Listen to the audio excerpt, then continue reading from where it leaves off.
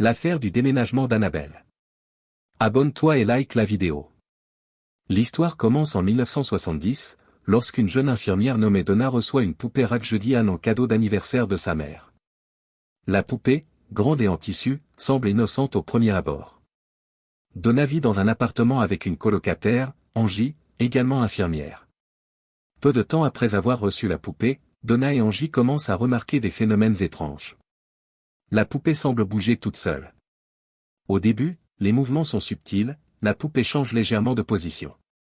Mais rapidement, les mouvements deviennent plus prononcés. Donna et Angie trouvent la poupée dans des pièces différentes de l'appartement, même lorsqu'elles savent qu'elles ne l'ont pas déplacée. Parfois, la poupée est retrouvée avec les bras et les jambes croisés, ou debout sur ses pieds, ce qui est physiquement impossible pour une poupée de chiffon. Les choses deviennent encore plus inquiétantes lorsque les deux femmes commencent à trouver des notes manuscrites sur des morceaux de parchemin qu'elles n'ont jamais vus auparavant. Les notes, écrites dans une écriture d'enfant, disent « Helpues, aidez-nous » et « Helplou, aidez-nous ». Lou est un ami proche de Donna et Angie qui a exprimé dès le début son malaise avec la poupée. Un soir, Donna rentre chez elle et trouve la poupée dans une position différente de celle où elle l'avait laissée. Plus terrifiant encore, elle trouve des taches rouges qui ressemblent à du sang sur les mains et la poitrine de la poupée. Terrifiée, Donna et Angie décident de consulter un médium. Le médium organise une séance et découvre que l'appartement est hanté par l'esprit d'une jeune fille nommée Annabelle Higgins. Selon le médium, Annabelle avait vécu sur la propriété avant la construction de l'immeuble et était décédée à l'âge de 7 ans. Son esprit s'est attaché à la poupée car elle se sentait aimée et en sécurité avec Donna et Angie. La médium explique que l'esprit veut rester avec elle et demande leur permission. Par compassion, les deux jeunes femmes acceptent. Cependant, cette décision aggrave la situation.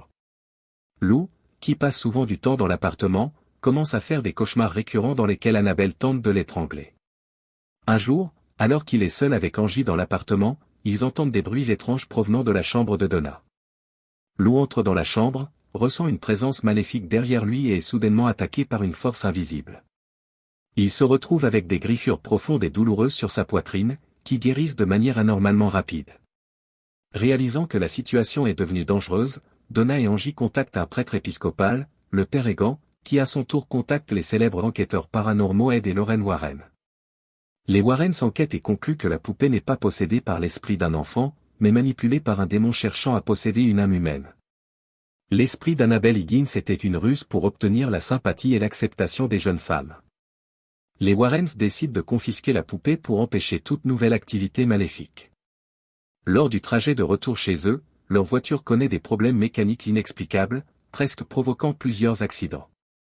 Ed doit asperger la poupée d'eau bénite pour calmer l'activité.